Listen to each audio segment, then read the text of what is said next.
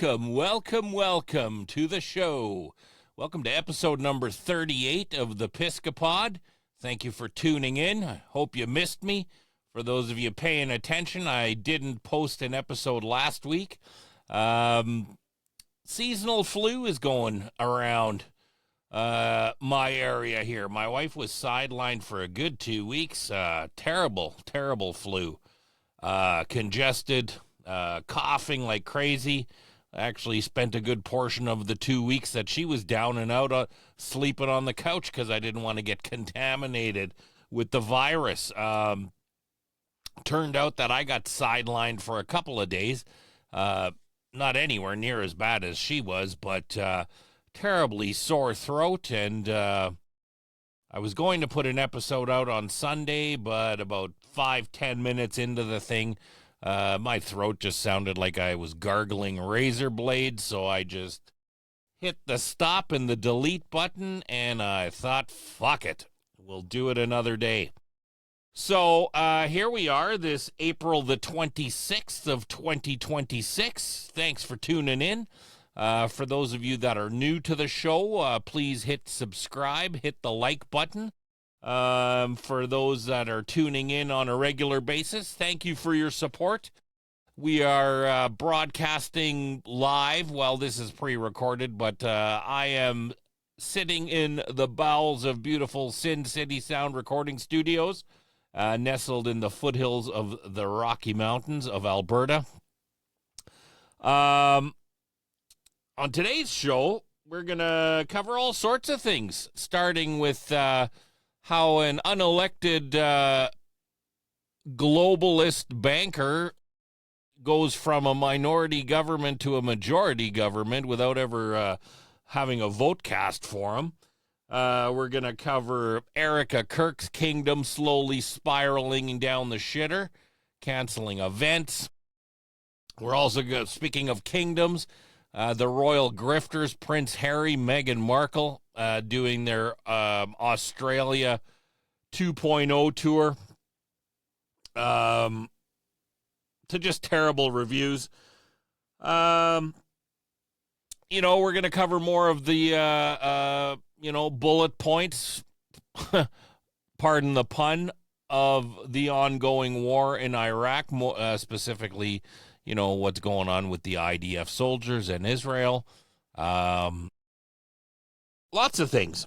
I would also be remiss if we didn't cover the latest news, the craziness of, the third Trump assassination now? So we're going to cover a bit of that. So thanks for tuning in. Like I said, I'm broadcasting from the foothills of the Rockies. We are experiencing springtime in Alberta. For those of you that are unfamiliar of this area, springtime in Alberta, the weather, man, I'm telling you, it's up and down like a toilet seat. I don't know if you can see by the video, but I got a pretty nice tan going already, and that's because where I am, we've been enjoying temperatures like in the high 60s and even the 70s. But even though we're enjoying those high temperatures and sunny blue skies, from 1 minute it's hotter than Satan's sauna, and then the next minute it's 24 inches of snow, and then that all melts, and then it's warm again, and sitting outside on the deck and grilling burgers and stuff, and next thing you know, you're packing everything up because it's starting to snow again, and yeah, I mean, I complain, but it's par for the course in this area. I don't usually, for those of us that live in this area, we don't usually really see actual springtime weather until after the May-long weekend. As a matter of fact, I think I've only experienced 2 May-long weekends in my entire time living in this area that have actually had, everybody wants to go camping and stuff like that, and I'm always like, yeah, you're fucking crazy because it's going to snow. And it always snows. If I was a betting man, for this May long weekend, I am going to bet on more crappy weather and snow. Matter of fact, today, I woke up to crazy blowing snow. The other day, we had almost hurricane force winds, 90 to 100 kilometer an hour winds, like 70, 80 mile an hour winds, for, most of Thursday, all of Friday, and parts of Saturday, just nonstop wind. Parts of the highways north of us were completely closed. Some 350 motorists were stranded on the highway because the wind was blowing the snow so strong and so crazy that you couldn't see the highway, and there was in some areas snow drifts 3-4 feet high, where unless you're driving a big truck, and even those big trucks, they were stranded, some for over 24 hours, like basically living out of their car. So it's been crazy weather, crazy goings on in the world. As I said earlier on, we're going to, Mark Carney. I have to say, like, WTF Canada. Seriously, what the fuck is happening here? We have an unelected prime minister who was enjoying his tyrannical minority government, who has now had floor crossers that have crossed from the Conservative Party to the Liberal Party. So we are now dealing with the first smatterings of globalist banker Mark Carney having a majority government, and not by a democratic election, democracy, whatever that means anymore nowadays. But certainly concerning to even the most level-headed Canadians. Maybe I'm on the cusp of one of those deplorables, as Hillary Clinton called the opposition down in the United States. But so we have our prime minister, who is basically, and again, it's I have to say alleged, because he's a pretty shady fuck, right? So we've had 5 floor crossers now. So floor crossers, for my American friends, are basically people that, if I'm using an example of the Democrats and the Republicans in the United States, so basically it would be, in our case, it's liberals and the conservatives. The conservatives being like the Republicans, and the liberals being like the Democrats. But so basically, the constituents of their riding voted for conservative principles and conservative policies.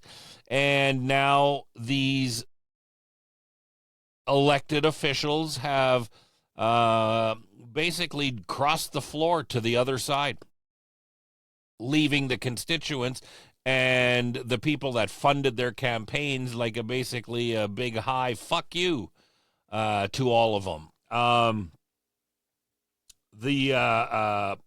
of the floor crossers in her riding of, I believe it's Sarnia, Ontario, she is in a world of trouble because her constituents have found a great lawyer and some balls, which is a nice change of pace coming from Eastern Canada, but they have found a great lawyer and some balls, and have filed a class action lawsuit, understandably so. If elected officials, and I don't care whether you're a conservative or whether you're a liberal, speaking in Canadian politic lingo, I don't care which political stripes you adhere to. I think it's something really dirty and unsavory for someone to be able to be elected under one color or one party, and then shortly after their election, just cross over to the other side. without a without a vote, without a by-election as we call them here, without anything, just like, yeah, I want to play for the other team now. And it makes no sense. Of course, the liberal elbows up gang, they're all for it because in this case, it is benefiting them. It's working out in their favor. They now have a majority government. But I assure you that if the shoe was on the other foot, if it was liberal benchers that were crossing over to the Conservative Party, there would be hell to pay. And understandably so, because if you can just willy-nilly go wherever you want, be elected in one situation, and then go to another situation without any repercussions, without any by-elections, without anything really, just like now I'm batting for the other team. It makes you wonder what democracy is all about, or the illusion of democracy, as I'd like to call it. Because if these people can, without a vote, can just go wherever they want or wherever it'll benefit them most, we are living in seriously troubled times. As I mentioned on my last show, one of the floor crossers, actually all the floor crossers so far have, at the very least, situations that need to be looked into closely. And that's being gentle and kind. For the most part, these people have unsavory conflicts of interest, I guess, for lack of a better word. One of the floor crossers, I don't recall her name now, brain fart. But one of the floor crossers, it just so happened that she crossed the floor shortly after her son was embroiled in one of the largest sex trafficking stings and child pornography stings. Now, again, allegedly, but it was all over the news, and since she has crossed the floor to now being a backbencher for the Liberal Party, all of a sudden, none of that is on the news anymore in regards to her son. But it was a pretty big thing because the town that she lived in, or the riding that she represented, was not a huge riding. 60 or 70,000 people. Oh, welcome, my doggies. Welcome, Nico, coming to say hello. Wondering who Dad's talking to. Anyway, she didn't have that big of a riding. And, records show that the Liberal government, since her crossing, has given her area in the neighborhood of $200 million for infrastructure and other stuff. So basically, a lot of these floor crossers are just jumping boat in order to get what they want instead of fighting it out for the people that elected them. All in all, really shady tactics, pretty unsavory. In a more local area, in my beloved Alberta, we are the Texas of the North. Literally, we are the Texas of the North. We're big on beef. We're big on oil. We got cowboys and pickup trucks and ranchers and farms, and lately a lot of fucking spineless woke douchebags. Our separation, we have a referendum. The lefties are all, oh, yeah, it'll never happen. There isn't enough support and blah, blah, blah. And you guys are going to get crushed. You guys are just, they call us the Maple MAGA, which is pretty funny because we really have nothing to do with Trump one way or another, unless, of course, making your country great, fighting for traditional values,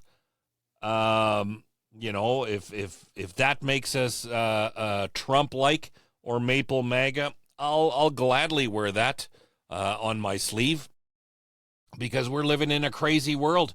Our premier, Danielle Smith, God bless her, she has enacted legislation that prohibits basically soft and hardcore porn in our schools that the children are seeing.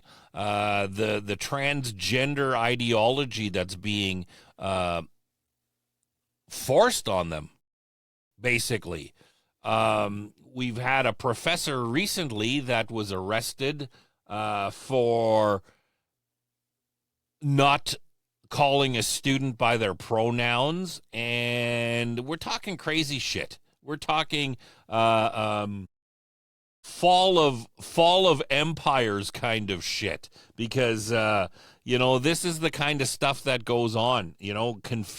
Gender confused kids and woke soccer moms who have nothing better to do than pop Xanax and, if my Johnny wants to be a girl, then we should let him be a girl. It's just crazy shit. But here on the home front in Alberta, we've had our premier, Danielle Smith, coming under all sorts of attacks from the left. One of the spearheads of the attacks is that fat cock gobbler, Naheed Nenshi, that filthy sodomite.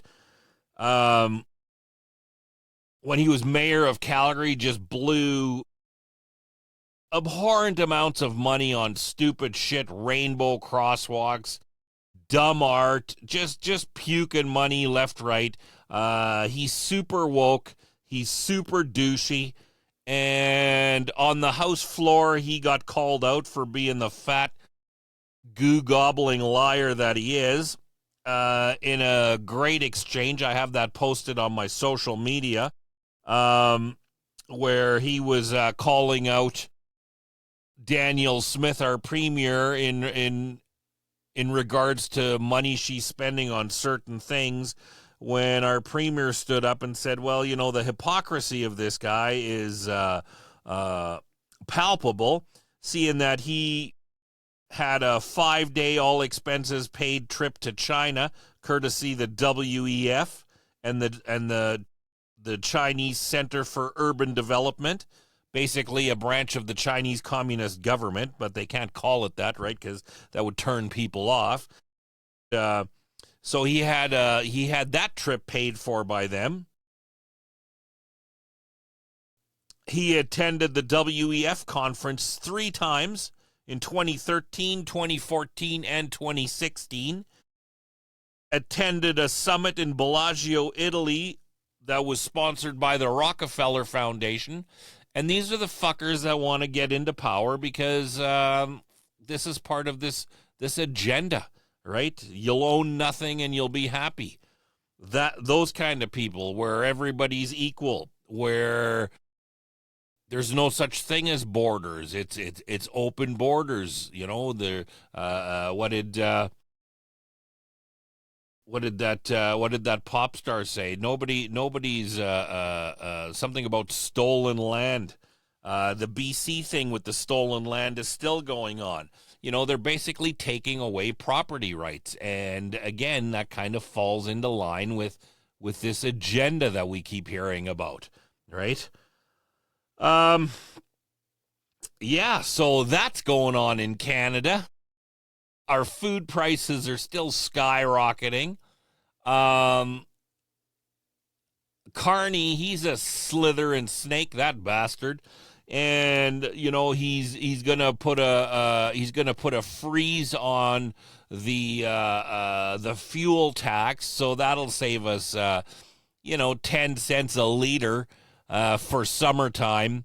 But really, that's it's a joke, right? It's like pissing into the wind, basically, right? It does nothing, but it makes the elbows up gang feel like, he's a man of the people, which couldn't be anything further from the truth.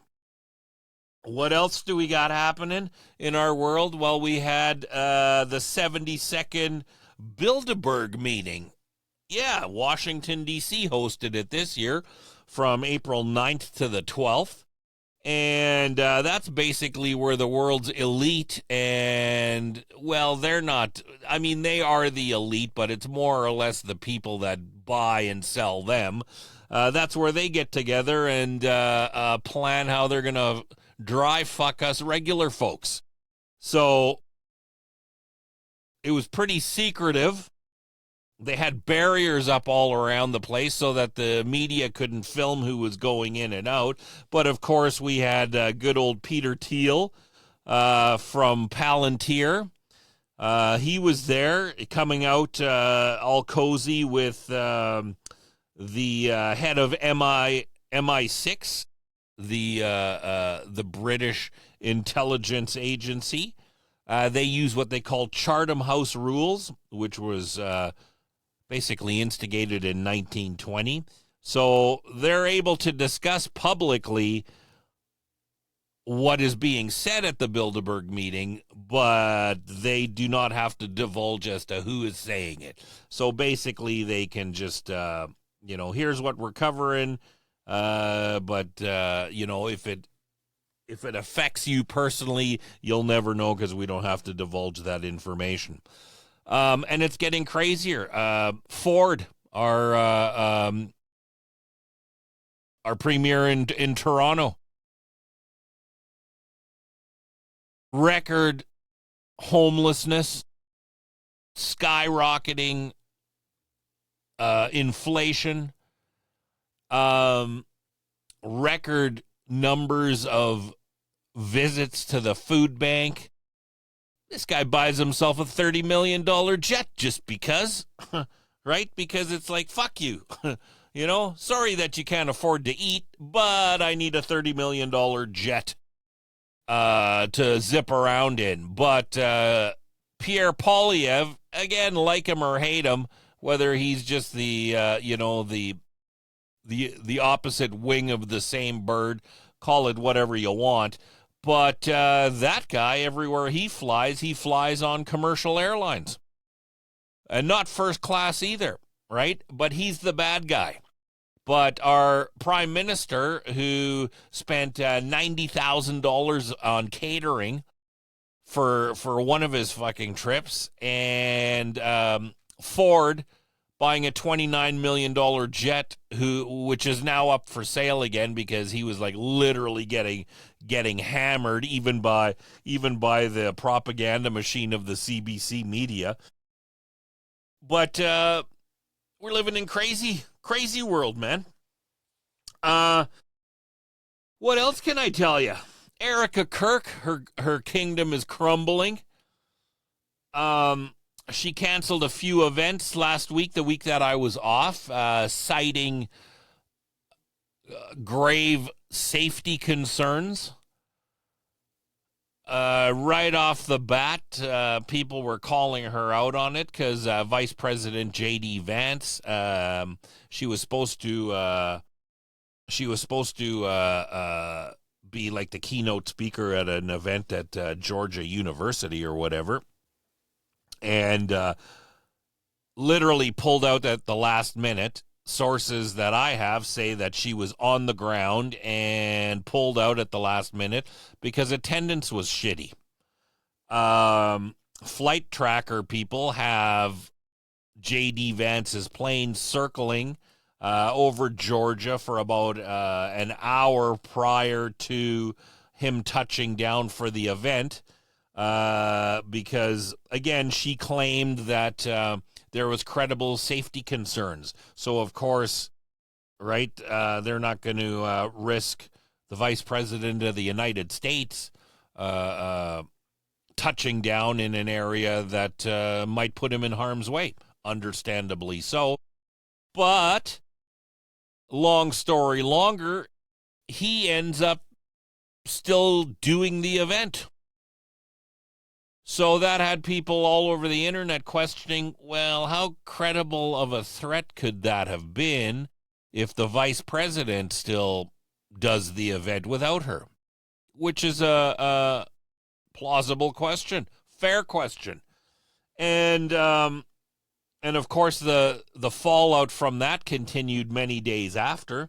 Um, Again, understandably so, because a lot of people were asking, well, what's going on with the Secret Service if Erica Kirk's crack security team is unraveling all these grave safety concerns that prevent her from attending events, but the Secret Service, with all their sources and their budget and their info to keep political leaders safe, they didn't they didn't pick up on these grave threats to her safety. And of course, a couple of days later, I think that the FBI and the Secret Service understood how this clear bullshit from the TPUSA camp made them look like a bunch of fucking hillbillies. That came out and said, yeah, there was no credible threat to her safety. It was all basically hogwash. So then again, we got chapter presidents at TPUSA that are resigning, citing that shady stuff is going on within the organization. And I mean, anybody with two eyeballs that's kind of following this can see it's like, maybe you don't want to go that far and say it's shady, but it certainly deserves a looking into, right? It certainly deserves a looking into. Basically, what everybody's saying, including the TPUSA chapters that were in Georgia, one of the events that she pulled out of, was that she clearly pulled out because the attendance for the event was abysmal, to say the least. They couldn't give away tickets, and if you watch Erica Kirk in any of her public speaking things, it's like it's like a WWF event. She comes in with sparklers and fireworks and pyrotechnics and glitter suits, and it's a lot of pomp and pageantry. That falls a little short when there's like fucking 50 people in the crowd. Take it from me, as a guy that has played, more stages than I care to remember. You always got to put on a good show, but it's a tough gig. It's a tough gig when you got 10 people in the crowd on a Wednesday night, and as opposed to a packed room on a Friday night, right? But but that's not her call, really, right? Like, if she's doing it to carry on Charlie's legacy, as she keeps lamenting about, then she should be spreading the word, whether there's 100 people in the crowd. They were actually expecting in the neighborhood of 7,000 people. They said that they got about 1,500 people, but any of the videos that were circulating, and anybody that's ever been a part of live event planning and stuff like that can clearly see that there was like maybe 200 people at the most. So, so she's pulling the plug on events because there isn't enough screaming fans for her liking. Which again, that flies in the face of everything that Charlie ever stood for. Another thing that she's in trouble for, well, not in trouble, but is really getting raked over the coals over, is when they did their Amfest thing. They played an audio of Charlie Kirk saying that if anything was to ever happen to him, that Erica would be the go-to, and she's more than capable of running the show in the event of his untimely death, so to speak. She's getting a lot of backlash about that because TPUSA members that were at the donor event that was in question, they have come out and said Charlie never said that, and they're insinuating that the audio has been doctored. So that doesn't look very good for them. It makes them look like grifters that are out for money. They have since come out and said that they have a video, and that video shows Charlie saying that, but as of today's recording, they have yet to release the video, and the donors that kind of where the whistleblowers said that video, there's no way that video exists because it didn't happen. They were both at the Arizona event and at the event that was in the Hamptons, which were the only two donor events that Charlie was at before his untimely death. And the whistleblowers are saying there's no way that it happened, and they are starting to ask some critical questions of the heir apparent, Erica Kirk. In other news, Meghan Markle and Prince Harry, the royal grifters, they went to Australia for, actually, nobody really knows. They are not part of the, I mean, they'll always be part of the royal family, so to speak, right? Just by way of Prince Harry is Prince Harry, and she married Prince Harry.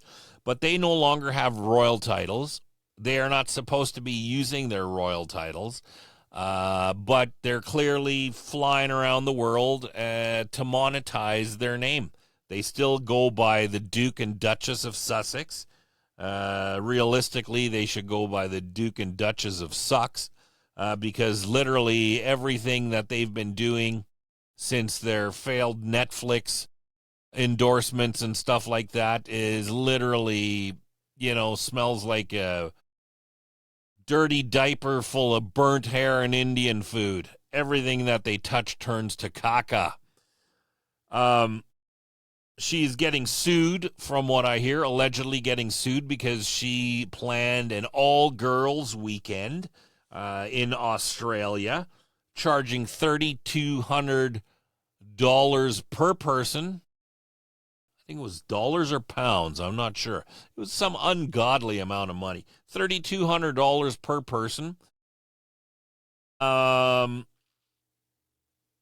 the people that signed up for it were led to believe that it was going to be, like a girls' weekend. That's what a girls' weekend is, right? All the hens hanging out and cackling and talking about whatever it is that they would talk about with a failed B-rate primetime TV person, and it was a shit show. The videos that came out, they had like brownies. I'm no baker. I could have made brownies like that. The Duchess of Sussex spent a grand total of, I think it was an hour and a half at this event. She made like money hand over fist and then just bailed and left people. They were sharing rooms. The hotel that was hosting the thing felt bad for some of these people and opened up more rooms so that the people could actually have their own room. It was just a big shit show. The patrons are demanding refunds. Once again, her endeavor to be relevant has fallen flat, which is par for the course. The real royal family, King Charles and Prince William, haven't really said anything about it. I think because King Charles is supposed to visit the United States coming up here, so he probably has bigger fish to fry and probably doesn't want to create a lot of bad press, given that the Duke and Duchess are actually residents of the United States now. The stars The celebrities have been going crazy. Katy Perry is in big trouble. She has officially an investigation launched against her, also in Australia, because Ruby Rose, if you're familiar with her, she's done a lot of things, including Orange is the New Black. I watched the series when it first started out. It was a great series, actually. Anyway, she's one of the stars of that show, and apparently Katy Perry, on a drunken escapade in an Australian nightclub, pulled her panties to one side and mopped Ruby Rose's face with her beef curtains. Much to Ruby Rose's surprise, as her eyes snapped open and she basically said she projectile vomited as Katy Perry was mopping her face with her gooch. So that's going on for the astronaut Katy Perry. Her boyfriend, good old Justin Trudeau, he's in a lot of trouble here in Canada because it has been discovered that our CBC media have been, they were made aware of the fact that he had some allegations in regards to, surprise, surprise, child pornography. Isn't that what all these elites are all about? Weird sex and child pornography and sex trafficking. Hello. Good old Nico coming to say hi again. Anyway, so he's in big trouble. I always wondered what the two saw in each other, but now I get it. The one guy likes accessing child porn, allegedly, and the other one likes SAing people when they're drunk and passed out. Creepy. It was the Toronto Star, actually, that was covering up for Justin Trudeau. So that doesn't look good. It doesn't look good for him. With her investigation, it doesn't look good for her. Russell Brand was on the Megyn Kelly show just the other day, nonchalantly talking about how the age of consent in the UK is 16. And when he was 30 years old, he slept numerous times with a 16-year-old, he admitted. But he was a different person back then. But like his candor is just very off-putting. Very off-putting that, I was a different guy back then. Like that makes a difference. We're still waiting for the Epstein files. If you're a conspiracy theorist, you might think that all this brouhaha that's going on in the world is to distract us from them. Many people think so. I'm kind of in that lane, kind of not. I think that a lot of the shit that's going on in the world has legitimacy, but it's pretty convenient. We're seeing horrendous footage of IDF soldiers.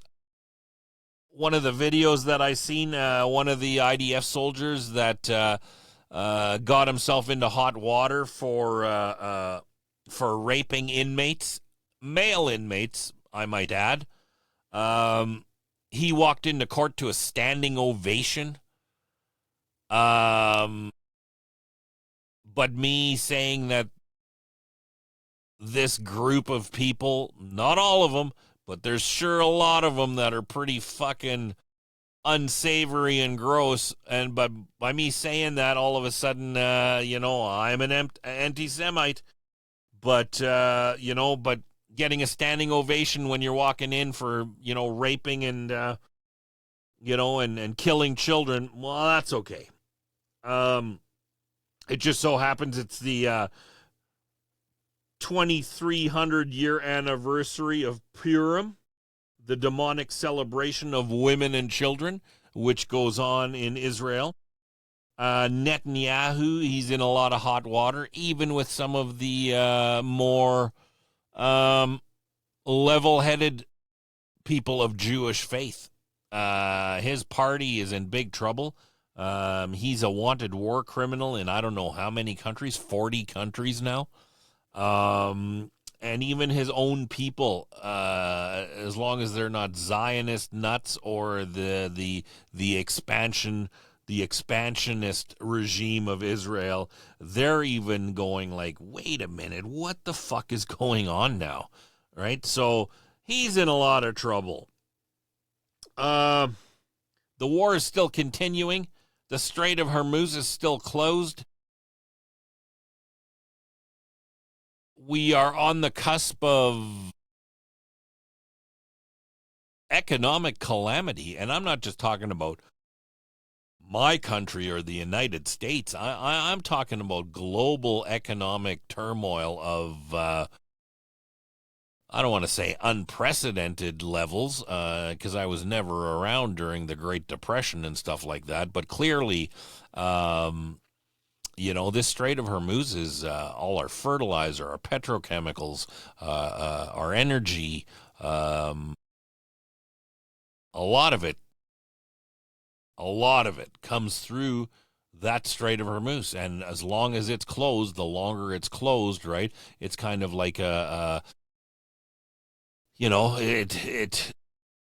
you feel some of the effects now, but these effects are going to be long lasting. Even if they were to open it up today, the backlog, you're going to feel the effects of it for quite some time. We still don't see an end. Trump's popularity numbers, I don't want to say they're tanking, but they're surely dropping. And again, I don't want to go down the conspiracy rabbit hole, but the numbers are tanking, and lo and behold, there's another assassination attempt. Now, some of the online chatter is saying that his camp, meaning Trump's camp, has staged it.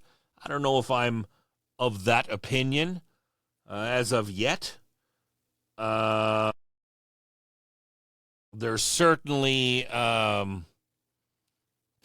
questions to be answered for sure. For instance, President Trump has had 2 assassination attempts on him already. One of them was pretty close with that whole earshot thing, right? So I would think, or at least if I was in charge of keeping my president safe, I would think that anywhere that guy goes, he would have fucking security up the exhaust port. You know what I mean?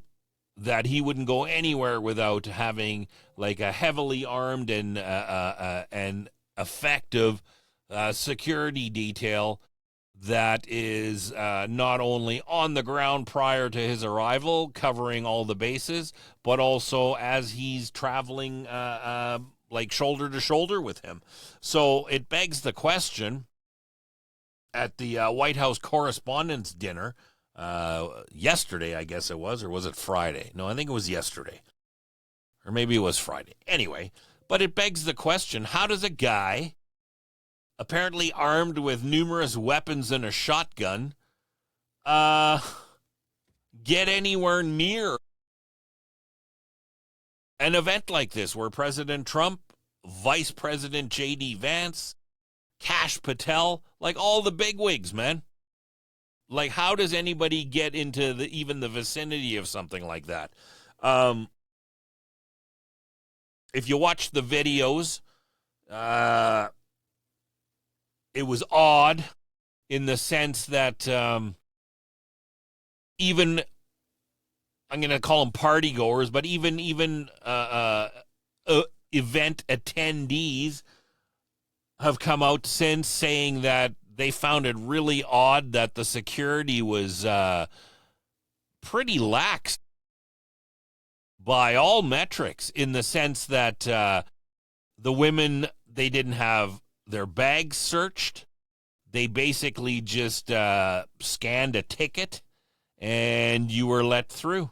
You were let through into a critical area of the event before you had to go through a metal detector. Security experts, again, they said that it was odd that all they did was ticket checks. They did no bag checks for the women. There was only one layer of security, meaning that once you passed the initial gate and the metal detector, you were basically in. And former retired Secret Service agents and security experts said that in an event, especially the fact that Trump has had numerous assassination attempts already, but they would think that in an event like that, there would be multiple layers of security that you have to go through in order to get into the main hall, if you will. That it would be staged into like a bottleneck effect, so that anybody that breaches through one layer of security would be bottlenecked into a more narrow avenue that they would then have to breach, and then into an even narrower avenue that they would then have to breach. And if you watch the videos, the security videos of the guy, he basically just did a sprint and was in there. We heard the shots being fired. People are attacking the video that's being shown. I've watched a couple of these videos that they were dismantling. And again, I'm not of the conspiracy theory yet, but it's certainly things that need to be answered. For instance, in one of the videos, it shows that the guy was actually running toward the Secret Service, or toward the gate, if you will. And it looked like he was holding a sign. Not holding a weapon, he was holding a sign. But when you zoom in on the video, the sign that he's holding, and it's clearly a sign, it disappears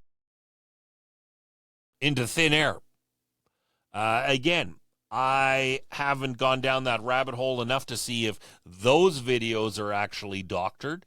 But again, it's worth looking into.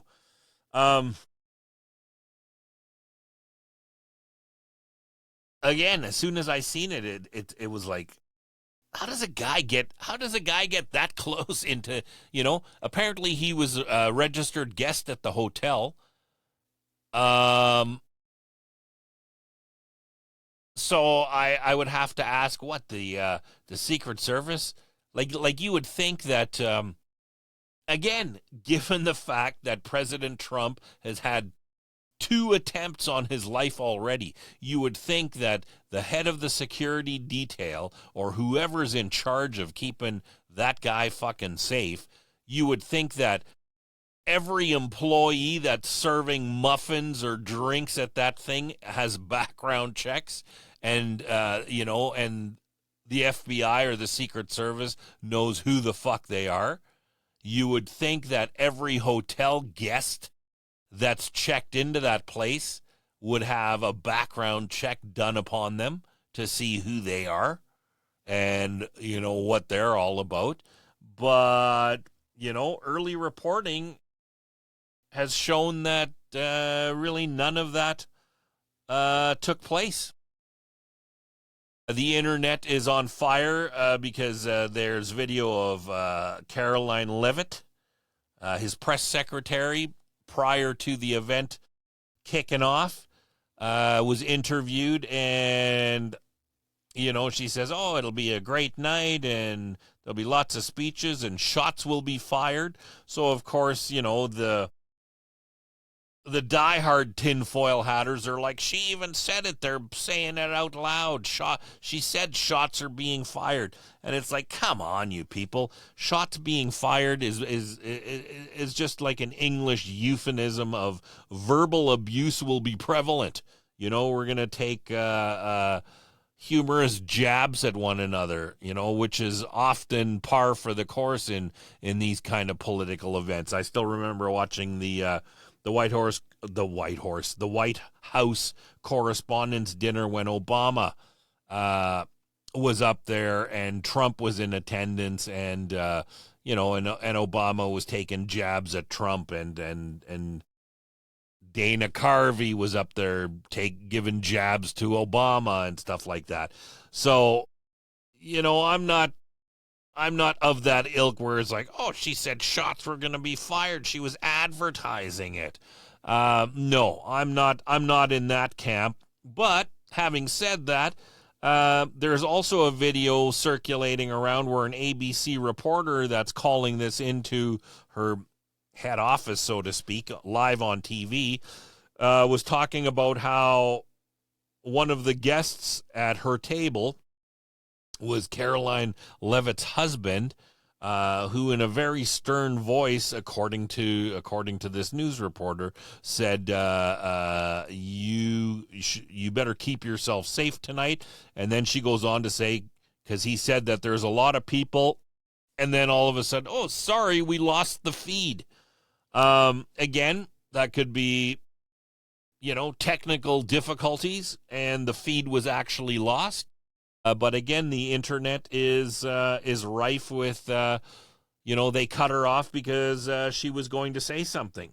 The video that I've seen, and again, it could be doctored video that's on the internet. I don't know, but the videos that have been circulating, they clearly look doctored, and it's really odd to me that a guy can just do a 100-yard dash kind of thing, and he's carrying weapons and getting at the president.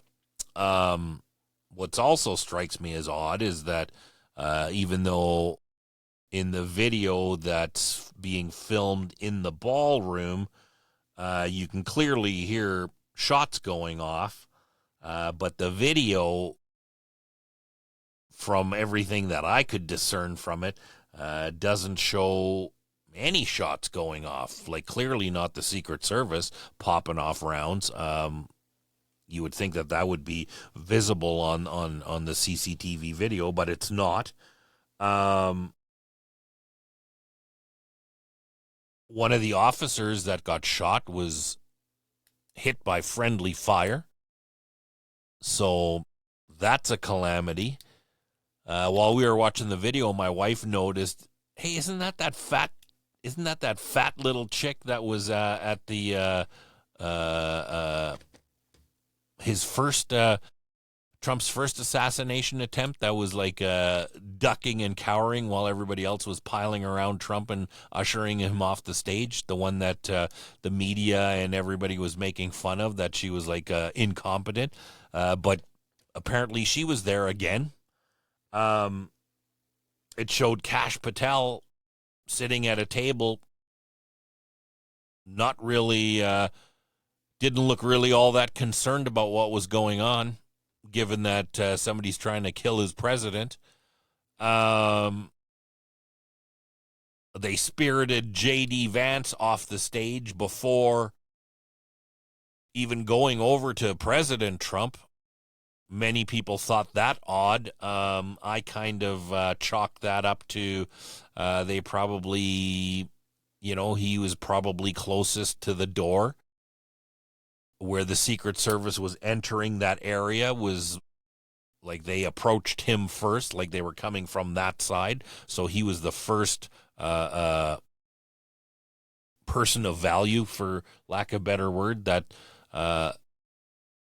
they would have encountered, so they probably snagged him and stuffed him out the nearest door. Donald Trump apparently stayed seated until Melania and Caroline Levitt were ushered out, and then they basically jumped him and dragged him out. It looked in the video like he fell, but he came. He did a presser a short time after. what I thought odd was that he was using this in order to bolster, that's why we need a ballroom. I've been saying we need a ballroom so that we can have this kind of stuff, prevented. So I thought that was kind of odd that he was using something that, in my opinion, by all accounts, looks pretty serious. Uh, but that he's using that in order to jimmy up support for his golden ballroom. And like I said, the assailant was booked in the hotel. 2 charges have been leveled against the guy, none of which are an assassination attempt. So uh,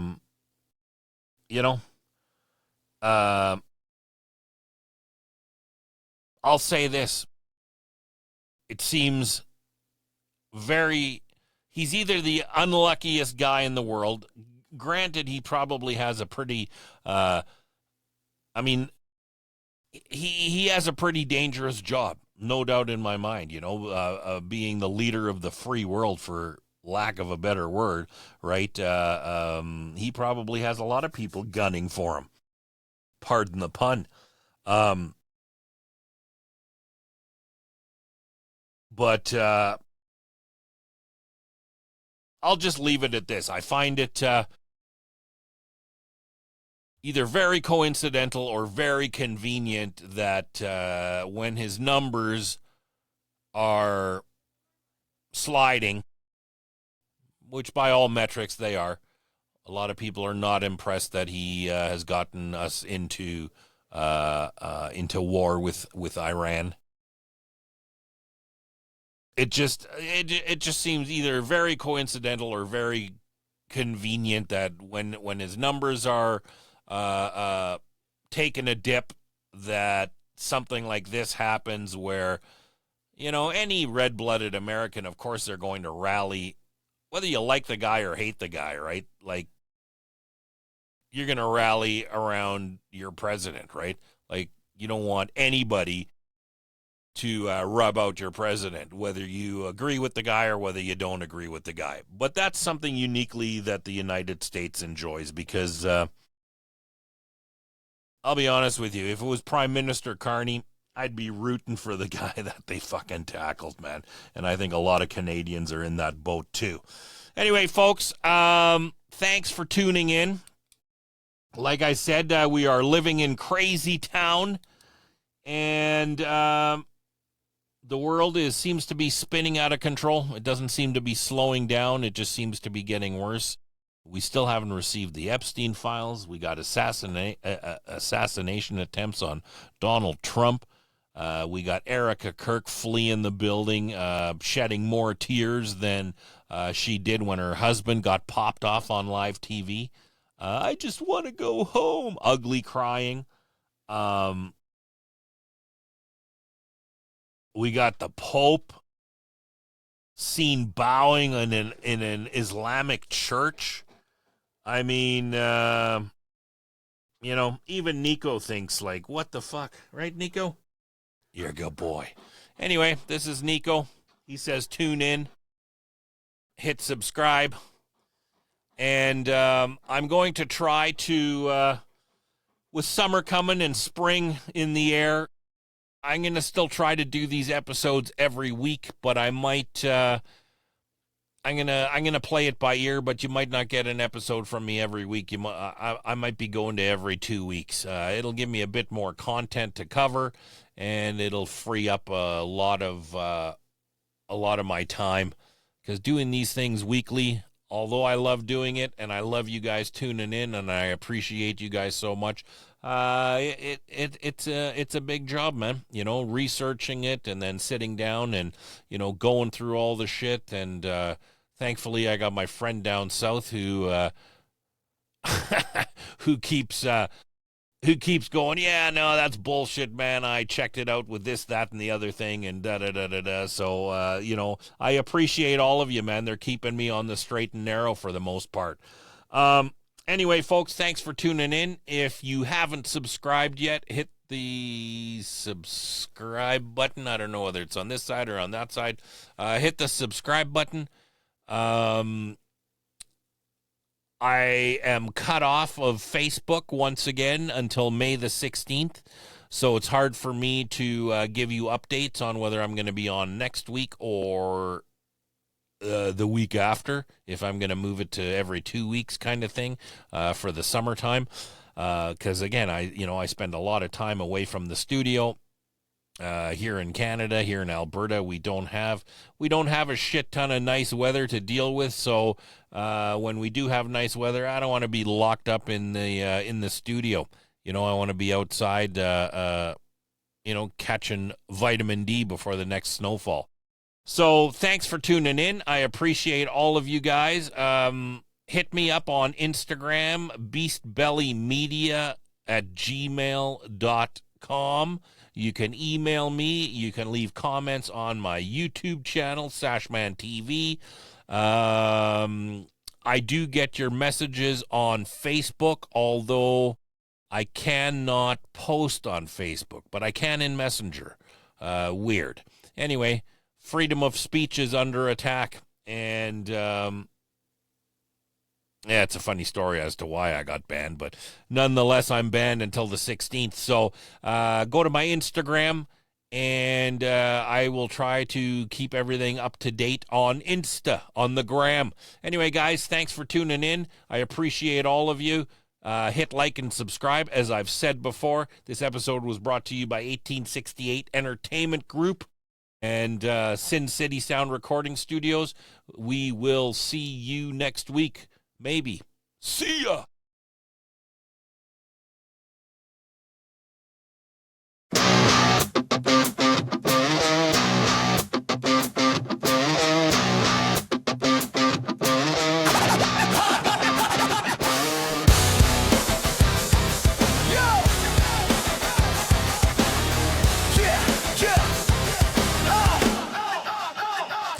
Yo, the curtain drops, watch the show unfold. Puppets on a string, ain't no truth to be told. From Carney up north to Trump in the White House, they all played a role while the shadows pull the strings, taking control. Secret societies, they laughing in the dark while we fighting against each other, they just feed the spark. Putin flexing hard, Zelensky keeping it real. Netanyahu's always lying, begging America, crying, what the fuck's the deal? We're falling in the chaos, but they pulling the strings.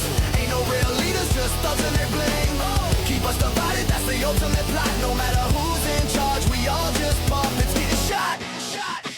Getting shot, getting shot, getting shot, getting shot, getting shot. Katy Perry kissed a girl while Trudeau's in the mix. Got her by speaking moistly while Canada's elbows down. Asses up, taking America's dick. Ooh, shit. Carney's always scheming, making moves in the dark while the world's distracted by his bullshit remarks. He whispering sweet, nothing's keeping the plot thick. Canada's his bitch bent over, this damn country's going to shit. Country's going to shit, shit, shit. We ballin'! We ballin' in the chaos, but they pulling the strings.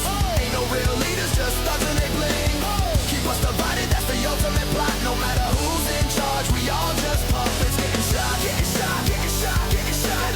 Who's in charge? We all just puppets getting shot, getting shot, getting shot, getting shot. Who's in charge? We all just puppets. On the left and the right, it's a puppet parade. While the rich keep us fighting, they just cash in the fade. All the world's a stage and we play our part, but the real masterminds just laughing at the yard. So wake the fuck up, stop playing the fool. They divide and conquer while we drown in the pool. We ain't gotta listen, rise up from the floor. Break the strings, burn the stage, we ain't taking no more. So when the curtain drops, we'll stand side by side. No more pulling the strings, we're done with this ride. In this Game of Thrones, we'll rewrite the script. Cause together united, we won't let it slip. We ballin' in the chaos, but they pulling the strings. Ain't no real leaders, just thugs and they bling. Keep us divided, that's the ultimate plot. No matter who's in charge, we all just puppets getting shot. Who's in charge, we all just puppets getting shot. No, who's in charge, we all just puppets getting shot.